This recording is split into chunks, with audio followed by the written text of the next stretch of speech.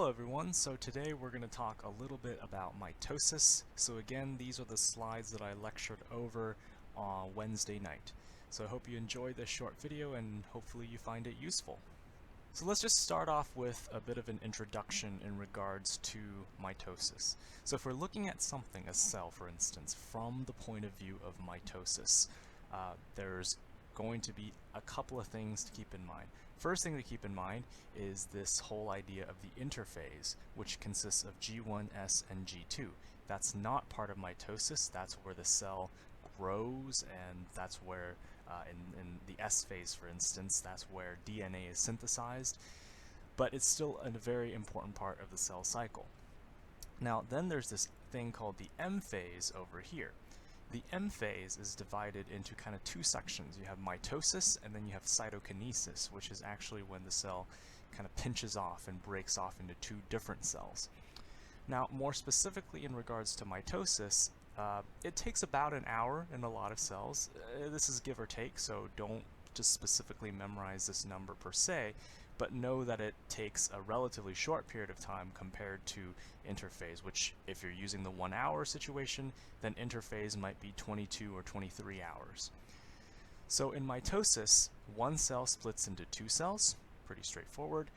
The original cell and the new daughter cells, they are genetically alike, and you're going from a diploid to another diploid situation, unlike meiosis, which goes from a diploid to a haploid situation.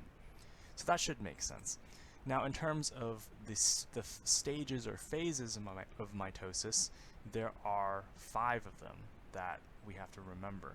And the nomenclature apparently is IPMAT, or as some people say PMAT or PPMAT, whatever works for you, but basically the I here stands for interphase, which actually isn't a part of mitosis, and then we have PPMAT, which stands for prophase, prometaphase, metaphase, anaphase, and telophase. So that's something that you can use to try to memorize and remember what each stage is and also in what order. So starting off with prophase, the key thing that happens in prophase is just the condensation of chromosomes and the formation of the spindles. So usually chromosomes are kind of in a fluttered out chromatin state, and that's when the DNA can properly duplicate. But once you need to assemble something to pull it apart, it's best to be all wound up together. So the chromosomes start becoming condensed, and they become this shape over here eventually, which is more like that of what we think of when we say the word chromosome. So chromosome condensation.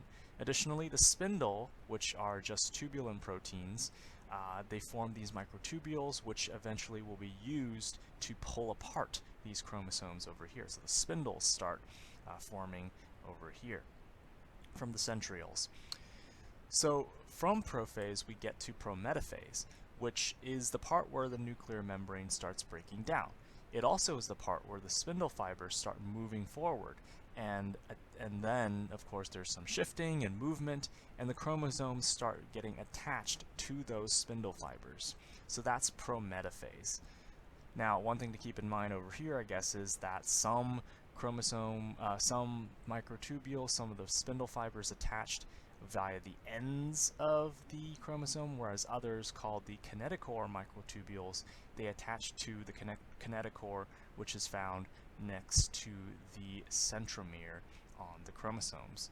But I don't think you need to know the extreme specificities of it. So from prometaphase, we get to actually metaphase, which is where the chromosomes align at the mid-cell, also known as the equatorial plate. There's also a very important checkpoint here, where the cell basically checks to make sure everything is set before mitosis continues. So at this checkpoint, we have some very interesting things that happen. It's sometimes called the spindle checkpoint. And here we have a situation where things get looked over to make sure it's all right. And if it's all right, then we proceed on to anaphase. In anaphase, cohesin, which is this protein that normally kind of binds the chromosome together, they get degraded through a series of steps, And then, of course, the sister chromatids get separated, and then they just get pulled and migrate to the different poles of the cell. So just a quick thing about cohesin. So normally in prophase, cohesin looks like this, in a situation where it's kind of bound around and in a way like protecting the chromosome.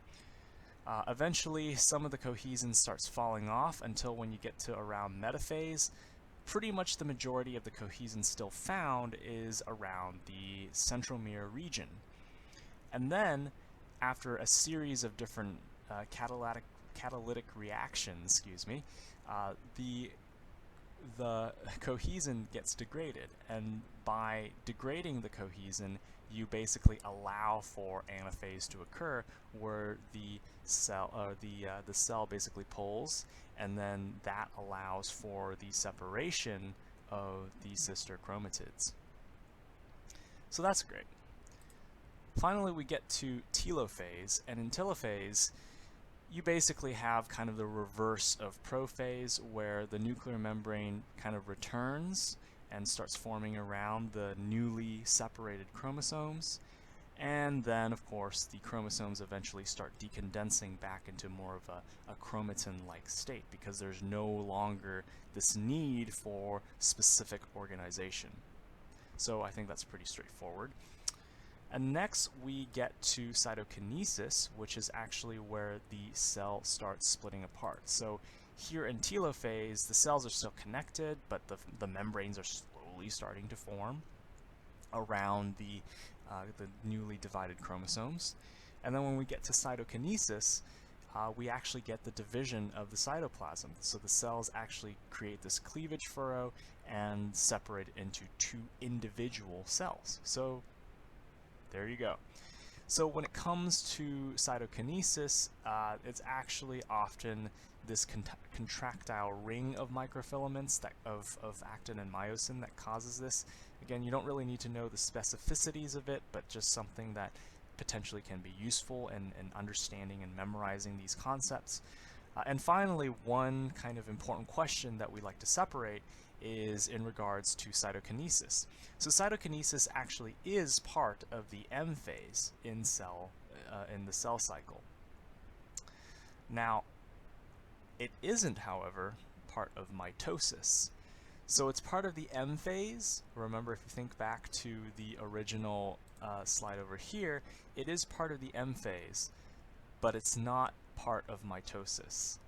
But M technically stands for mitosis, I guess, so that gets a little confusing. So just keep in mind that it is part of the M phase, cytokinesis, but it's not really part of mitosis. And finally, this is a slide that Dr. Loechler used and drew out very nicely in regards to mitosis and how it works in regards to the cellular membrane breaking down at the very beginning to eventually dividing into two separate cells. So I hope you all found this video helpful. Good luck with the exam. Good luck with your lab exam if you still have to take it. And have a good spring break as well. So take care, everyone.